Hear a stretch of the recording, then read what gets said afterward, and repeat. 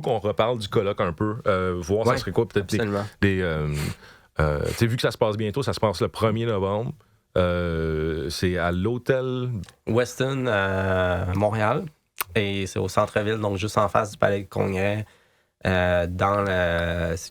Vieux-Port, dans le fond, centre-ville Vieux-Port, Vieux-Montréal, c'est-à-dire, et sur Saint-Antoine, là, vous pouvez trouver facilement l'adresse. Le colloque, c'est Qigong Montréal, hyper facile à trouver, sinon il va être en lien. Oui, puis c'est 4 jours. En fin de compte, c'est 4 jours. Au total, il y a 3 jours plus colloque, c'est-à-dire d'échanges avec les spécialistes, conférences, tout ça. Le vendredi, samedi, dimanche. Oui. Et le lundi qui suit, c'est plus formation. Avec les professeurs, 2 professeurs chinois de l'association vont vraiment transmettre la routine des 12 brocards. À ce moment-là, qu'on va avoir entamé déjà dimanche, mais qu'on va compléter lundi intensivement.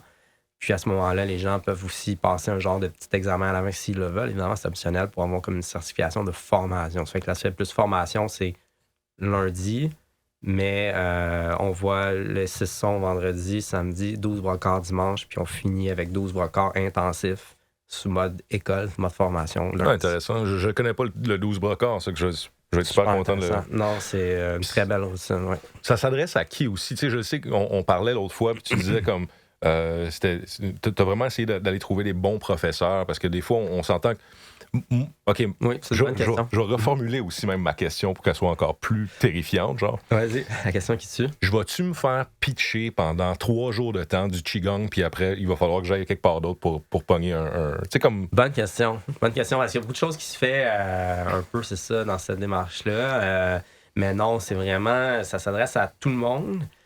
Puis c'est fait de façon, tu sais, j'ai vraiment pensé, selon mon expérience et tout ça, à un concept qui peut convenir à tout le monde, c'est-à-dire que la personne qui fait déjà du Qigong, comme toi et moi, depuis 10, 15, 20 ans, va aller chercher des connaissances de taoïsme, d'inspiration, des notions culture chinoise profonde avec les spécialistes comme Cyril Javary, Lu Wan, qui est une taoïste, Livia Kang, qui est une spécialiste du taoïsme.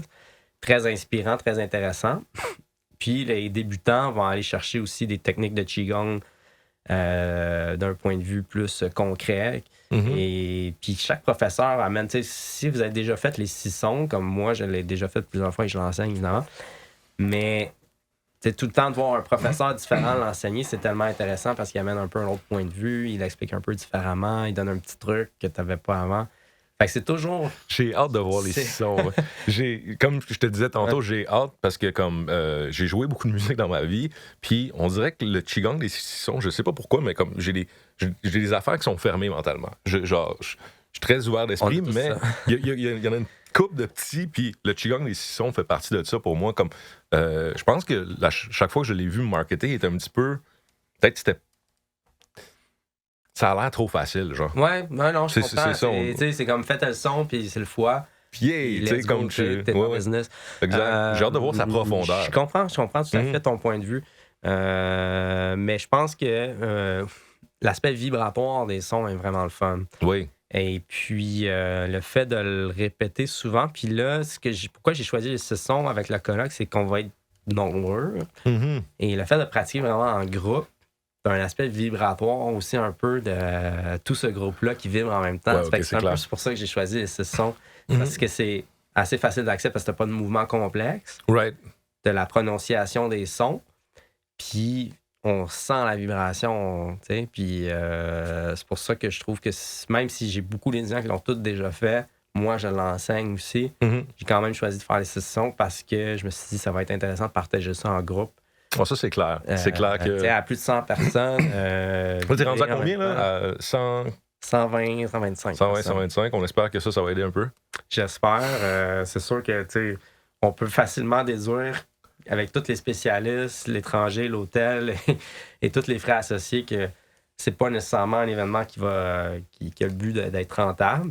Fait que c'est sûr qu'on aimerait ça rentrer le plus possible dans nos frais, mais malheureusement, ça sera peut-être pas possible. Mais oui, effectivement, on se croise les doigts pour que la communauté réponde puis qu'on soit le plus nombreux possible parce que c'est vraiment la première fois à Montréal aussi qu'il y a un événement de cette envergure-là, vraiment Qigong, tu sais. Oui.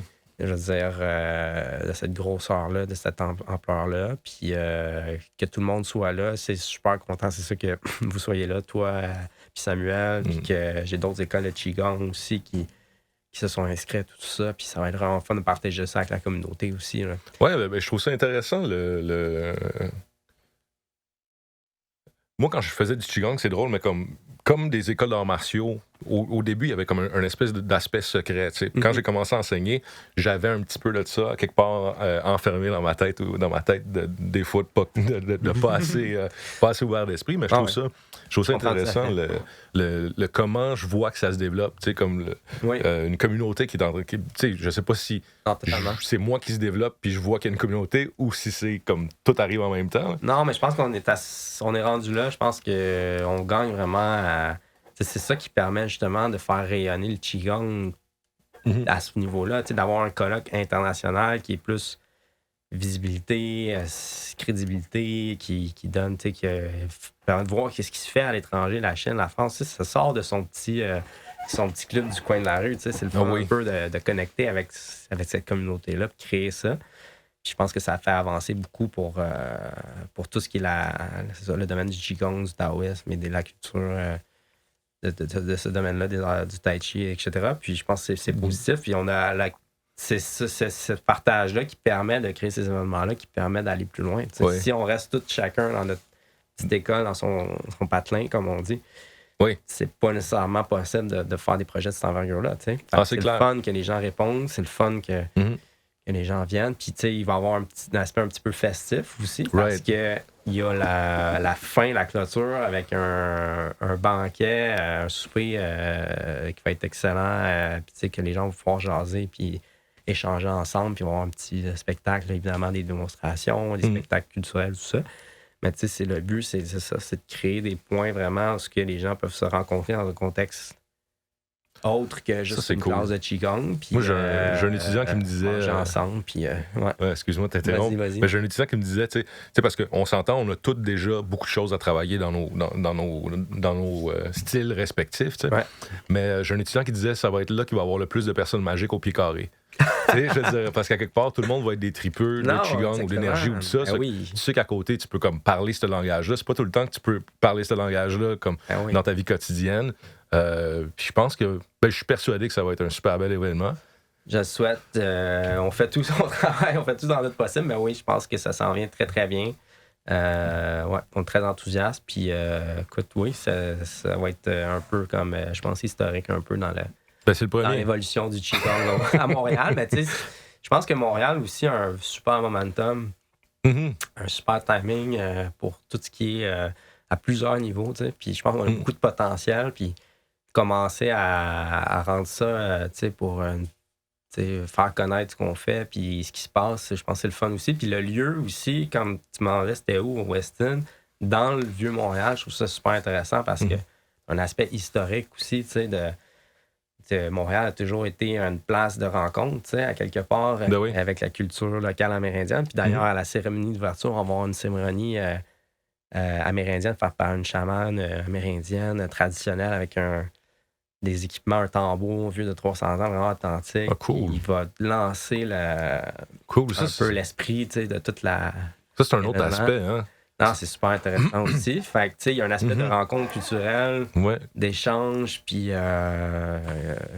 différentes traditions aussi. Là. Oui, puis je serais intéressé à savoir c'était quoi l'art Qigong aux Amérindiens ici. Mais il y a des rapprochements définitifs à faire entre la culture chinoise et la culture traditionnelle amérindienne.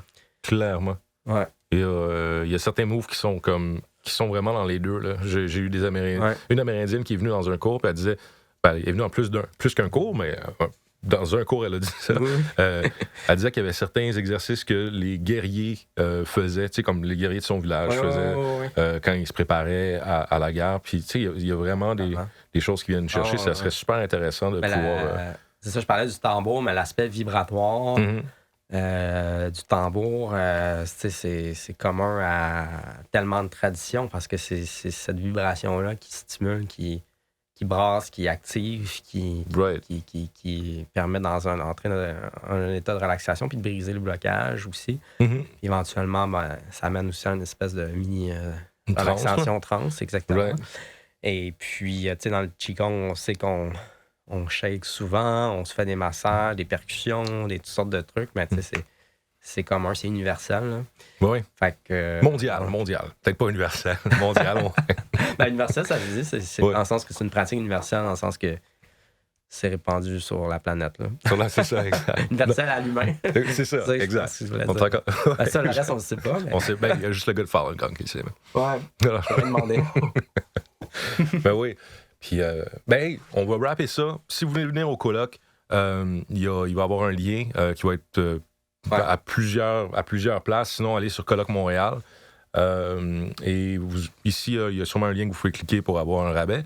Je vais vous donner, dans le fond, le code qui va être en lien. Puis, vous aurez le droit au rabais. Ça va être, je pense, Negong International INT 50. C'est que Negong INT 50. Ouais. Puis... Je vais le mettre en lien pour ouais. être sûr que ben, ça excellent. fonctionne. Ouais. Merci d'avoir été mon premier. Ça a vraiment été un plaisir. C'était vraiment très agréable. Premier podcast, premier colloque. C'est cool. Oui, ouais. Ben, merci d'avoir saisi l'occasion d'avoir rendu ça possible juste avant le colloque. Là. On est à 10 jours, fait que c'est vraiment le fun. Merci à toi. Merci pour l'invitation. Puis, écoute, on va le refaire. Après ça, n'importe quand. Cool. Ouais.